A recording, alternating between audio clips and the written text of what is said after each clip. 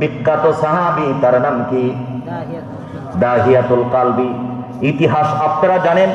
ইতিহাস বলা আমার উদ্দেশ্য নয়, আমি শুধু আপনাদেরকে আশার বাণী শোনাইতে চাই। দাহিয়াতুল কালবিকে রব ক্ষমা করে প্রমাণ করেছেন, সেই যুবককে রব ক্ষমা করে প্রমাণ করেছেন, লা তাকনাতু মির রাহমাতিল্লাহ, আমার রহমত থেকে নৈরাশ হবে না, আমি আল্লাহ তোদের গুনাহগুলো ক্ষমা করে দেব। সেই দাহিয়াতুল কালবি ইসলাম গ্রহণ করেছেন। কেউ কেউ বলেন ইসলাম গ্রহণ করে নাই, ওই দিন সে ইসলাম ধর্ম গ্রহণ করেছে।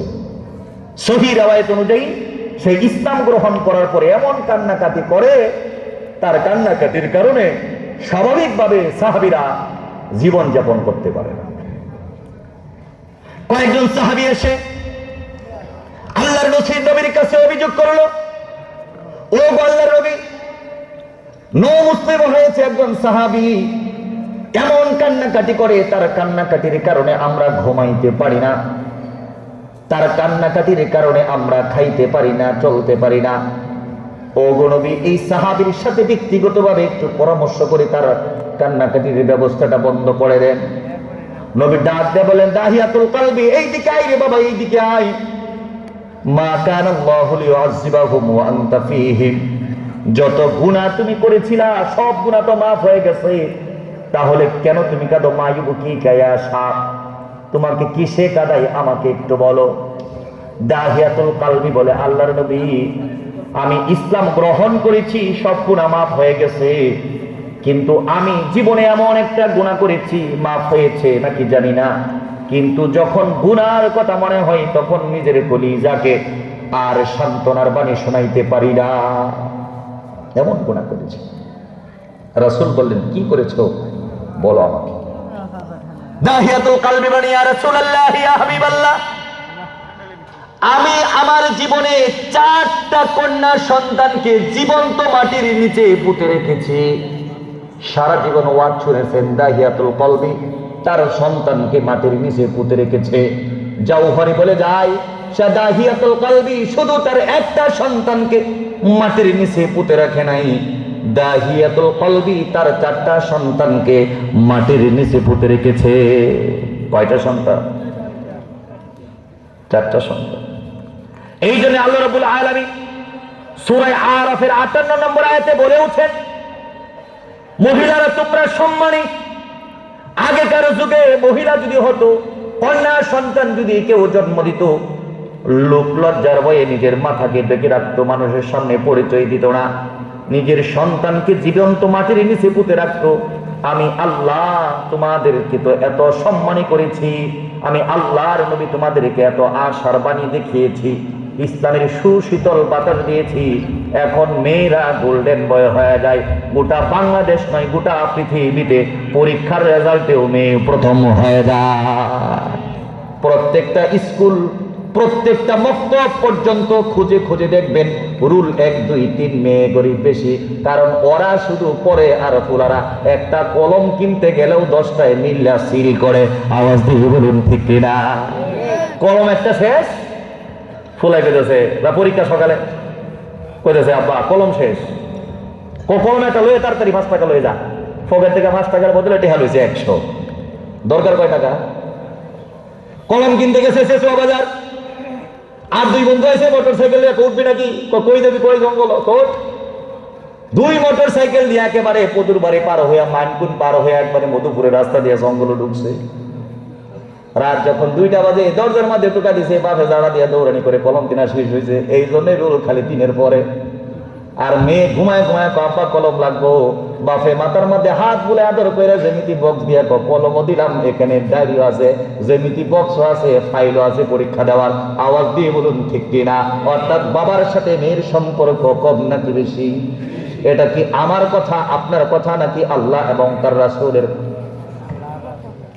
দাহিয়াতুল কালবি বলেন, আল্লাহর নবী, আমি আমার 3টা সন্তানকে ইতিপূর্বেই কবর দিয়েছি জীবন্ত, অন্তরে আমার এত কষ্ট লাগে নাই। 4 নম্বরের সন্তান যখন আমার ওয়াইফের পেটের মধ্যে আসে, তার পেটের মধ্যে বয়স যখন 8-9 মাস, আমি 5-7 মাস ব্যবসার কাজে বাহিরে চলে গেলাম। আমার ওয়াইফ সন্তান প্রসব করার জন্য তার বাবার বাড়িতে গেল। সে যখন বাবার বাড়িতে থেকে আসলো, আমিও যখন 5 মাস পরে আসলাম, দেখলাম ওয়াইফ সিঙ্গেল আসছে, বাচ্চা নাই। আমি বললাম বাচ্চা কোথায়? ওয়াইফ বলল সন্তান হয়েছিল মৃত, তাকে দাফন করে দিয়েছি বাবার বাড়িতেই। ব্যবসা বাণিজ্যের কাজে ব্যস্ত, আমিও তো আর শ্বশুর বাড়ি যাই না। 3-4 বছর পরে যখন শ্বশুর বাড়িতে গেলাম, দেখলাম ফুটফুটে একটা সুন্দরী মাইয়া। আমি বউকে জিজ্ঞেস করলাম এই মাইয়াটা কার? তো এই মাইয়াটাকে কুড়াইয়া আমার মা আনছে, আমাদের বাড়িতে লালন পালন করে। কিন্তু মেয়ে মানুষকে আল্লাহ সুবহানাহু তাআলা কোরআনে পুরুষদেরকে বলেছে তোমরা লজ্জাস্থান হেফাজত করো, দৃষ্টি হেফাজত করো। আর কোরআনে আল্লাহ মেয়েদেরকে বলছে চক্ষু হেফাজত করো, লজ্জাস্থান হেফাজত করো, আর তোমার সৌন্দর্য হেফাজত করো। তার মানে প্রমাণ হয়ে যায় কোরআনের আয়াত অনুযায়ী মেয়েদেরকে স্পেশালিস্ট সুন্দর করে বানিয়েছেন আল্লাহ। এই 4-5 বছরের বাচ্চা, সে তো ভেবেছে পাওনা মেয়ে, সে তো ভেবেছে টুকাই মেয়ে। কিন্তু এই মেয়েটা যখন এই যুবক বাবা দাহিয়াতুল কালবির গলা ধরে গড়াগড়ি করে, রাত্রে যখন স্বামী স্ত্রী ঘুমাইতে যায়, ওই মেয়েটা বলে আমি আঙ্কেলের সাথে ঘুমাবো। নাসুর বান্দা 1 দিন 2 দিন 3 দিন 10 দিন আমি শ্বশুর বাড়িতে রইলাম। ও গো আল্লাহর নবী, মেয়েটার প্রতি আমার ভালোবাসা চলে আসছে। বলে না ভাই, ছোট ছোট বাচ্চা যাদের আছে, বিশেষ করে যারা বাবা আছে, দেখবেন মেয়েদের প্রতি টান কম নাকি বেশি? আল্লাহর নবী বলেন কোন ঘরের প্রতি যদি আমি রহমত নাজিল করি, সেই ঘরের মধ্যে মেহমান পাঠাইয়া দেয়, কিন্তু মেহমান আসবে যেই দিন, সেই দিন আগের দিন আমরা ঘরের মধ্যে তালা মাইরা অন্যদিকে চলে যায়। সময় তো কম, এত কথা বলা যাবে না। আল্লাহর নবী বলেন রব্বে কারিম যদি সেই এলাকার প্রতি আরো বেশি খুশি হয়, রাগব বাড়ির প্রতি যদি রব আরো বেশি খুশি হয়, তাহলে রাগব বাড়িতে বৃষ্টি হয়। রব্বে কারিম বলেন ওই গ্রামের ঘরের মধ্যে যদি রব আরো বেশি খুশি হয়, রব্বে কারিম ওই ঘরের মধ্যে মেয়ে সন্তান দান করে। রব্বে কারিমের নবী বলেন যদি একটা মেয়ে সন্তান যার আছে, নবী ঘোষণা করে দেই একটা জান্নাত আছে, 2টা থাকলে 2টা জান্নাত, 3টা থাকলে 3টা জান্নাত দান করে দিবেন আল্লাহ। সুবহানাল্লাহ। মুহতারাম হাজিরিন, দাহিয়াতুল কালবি, ইয়া রাসূলুল্লাহ, ইয়া হাবিবাল্লাহ, আমি যখন আমার বাড়িতে চলে আসলাম, আমার কলিজা কখনো ঠান্ডা হয় না। আমি শুধু কল্পনা করি এই মেয়েটা এত কোমল হাত দিয়ে আমার গলা জড়িয়ে ধরেছে, খাবার খাওয়ার পরে যদি আমার ঠোঁটের মধ্যে ভাত রুটি গুস্ত লেগে আছে, তাহলে সন্তান তার জামা দিয়া আমার কলিজা আমার এরকম ঠোঁটটা মুছে দিচ্ছে। আমি যখন সকালবেলা ঘুম থেকে উঠছি, আমার আগে উঠেই আমার জুতা বাস করে দেয়, আমার জন্য পানি এনে দেয়। আমি স্ত্রীকে একদিন বললাম আমার স্ত্রী সত্যি করে বলেছ ওই মেয়েটা কার মেয়ে? স্ত্রী বললেন সাবধান সাবধান, মনে মনে চিন্তা করেন, বলা যাবে না। আগে 3টাকে আরো খবর দিছে। স্ত্রী বলেন তাকে আমরা পেয়ে এনেছি, আমার মা এনেছে। বলেন তো স্ত্রী আমি জানি না মেয়েটা কার, কিন্তু আমার কেমন জানি মনে হয় মেয়েটা যেন আমার জানি কেমন মনে হয় আমার হাতের আঙুলের সাথে মেয়ের হাতের আঙুল মিলে যায়। শুধু তাই নয়, আমার চোখের সাথে মেয়েটারও চোখ মিলে যায়। ও গো নবী, শুধু তাই নয়, আমি দাহিয়াতুল কালবির দাঁতের ফাঁক ফাঁক যেরকম, ওই মেয়েটারও দাঁতের একই রকম ফাঁক। বারবার মেয়েটার কাছে ফিরে যায়, বারবার মেয়েটাকে আদর করি, ভালোবাসি। মেয়েটার যখন 7 বছর বয়স হয়ে যায়, আমার ওই মেয়েটাকে আমি বাড়িতে নিয়ে আসি। রাত্রি গভীর, স্ত্রী একদিন সত্য করে আমার বুকের সাথে মাথা রেখে জোরে করে কান্নাকাটি করে বলেন স্বামী, পৃথিবীর সব থেকে বড় খবর আপনাকে দিতে চাই, পৃথিবীর সব থেকে বড় সুসংবাদ আপনাকে দিতে চাই। যে মেয়েটাকে কুলে পিঠে করে আপনি মানুষ করেন, যাকে ছাড়া আপনি ঘুমাইতে পারেন না, যেই মেয়ের হাতগুলো আপনার হাতের মতো, যেই মেয়ের দাঁতগুলো আপনার দাঁতের মতো, যেই মেয়ের মাথার চুলগুলো আপনার মাথার চুলের মতো, ও গো আমার স্বামী, সেই মেয়েটা আর কেউ নয়, কেউ নয়, সেই মেয়েটা হলো আপনার জন্মদাত্রী মেয়ে, অর্থাৎ সেই মেয়েটাকে আপনি জন্ম দিয়েছেন। আওয়াজ দিয়ে পড়ুন সুবহানাল্লাহ। ও গো আল্লাহর নবী, সেকেন্ডের মধ্যে সমস্ত শরীরের রক্ত আমার মাথার মধ্যে উঠে গেল। আমার মনে হলো কি রে কি, আমার কুলাঙ্গার হয়ে গেলাম আমি যদি মেয়ে জন্ম দেই, মানুষকে মুখ দেখাইতে পারবো না। আমার মনের রাগ আমি সারা রাত্রে বুকের মধ্যে চেপে রাখলাম। সকালবেলায় মুস্কি একটা হাসি দিয়া বউকে বললাম, মেয়েটাকে একটু দেও, অনেকদিন যাবত নানির বাড়ি যায় না, নানির বাড়ি ঘুরে নিয়ে আসি। মেয়েটার বয়স 7-8 বছর। এখন তো 7-8 বছরের মেয়েরা কাগজের মধ্যে আই লাভ ইউ লেখা আর এক ছেলেরে ডেলও দেয়। আওয়াজ দিয়ে বলুন ঠিক না? 7-8 বছরের মেয়েটা স্বপ্ন দেখা শুরু করে। 7-8 বছর বয়সের মেয়েটা উড়না দিয়ে পেঁচিয়ে পেঁচিয়ে কাপড় পরা শুরু করে। 7-8 বছরের মেয়েটা ঈদের দিন বাবার কাছ থেকে সালামি চায় নেয়। ও আল্লাহর নবী, আমি সকালবেলা মেয়েটাকে নিয়ে যখন বের হয়েছি, তার মা সুন্দর করে সাজুগুজু করে দিয়েছে। আমার মেয়েটাকে আমি বিশাল অন্ধকার দূরের রাস্তা নিয়ে মরুভূমির মধ্যে, আমি মরুভূমির মধ্যে একটা গর্ত করা শুরু করে দিলাম। রাস্তায় একটা কোদাল সংগ্রহ করেছি। আমি যখন গর্ত শুরু করে দেই, আমার মেয়েটা আমার জন্য অস্থির হয়ে তার উড়না দিয়া আমার দাড়ির বালুগুলো, মুখের চুলগুলো আমার মুছে মুছে দেয়।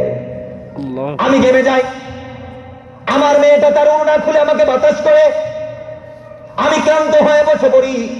আমার মেয়েটা সেই গর্তের মধ্যে নেমে বালু হাত দিয়ে উঠায় দেয়, বলে, আব্বা গো, তুমি না আমাকে নানির বাড়ি নিয়ে যাইবে, আজকে এই জঙ্গলের মধ্যে কেন গর্ত করা শুরু করে দিলা? বলে, তোমার নানির বাড়ি নিয়ে যাব। ও গো আল্লাহর নবী, দ্বিপ্রহর শেষ হয়ে যখন বিকালের ঘুদুলি আকাশের নিচ দিকে নেমে আসে, আকাশের রহমত যখন আরবের মরুভূমিতে পড়ে যায়, আমি তো তখন আর ইসলাম বুঝি না। আমি শুধু মেয়েটাকে শত্রু মনে করি। হঠাৎ করে বললাম, মা দেখো তো দেখি গর্তটা কেমন হয়েছে। আমি কুলাঙ্গার ধাক্কা দিয়ে আমার কন্যা সন্তানটাকে গর্তের মধ্যে ফেলে দিলাম। আল্লাহর নবীর চোখের জল থেকে টপ টপ করে পানি পড়ে চোখ থেকে। ও গো আল্লাহর নবী, সাথে সাথে একটা পাথর দিলাম চাপা, ফিরকি দিয়া মেয়েটার কপাল থেকে রক্ত বের হয়ে গেল। মেয়েটা বুঝে ফেললো, গো আব্বু, আমার মা আমাকে সারা জীবন শিক্ষা দিয়েছে, বাপকে কোনোদিন পরিচয় বলতে যাবি না, বাপ তোর আগে 3টা বোন মাস। আমি তো তোমার মেয়ে, কিন্তু তোমাকে মায়ের ভালোবাসা দিয়েছিলাম, ভেবেছিলাম তুমি আমার সন্তানের মতো, তুমি মাকে মারতে পারবা না। দেখবেন যাদের ঘরের মধ্যে 7-8 বছর বয়সের মেয়ে আছে, মূলত তারা সন্তানের ভূমিকা পালন করে না, মূলত তারা মায়ের ভূমিকাই পালন করে। যাদের মেয়ে আছে তারা বুঝবেন, ছেলে সন্তান যদি থাকে, বাবা ঘরের মধ্যে ঢুকলে ওই দরজা দিয়ে বের হওয়া যায়।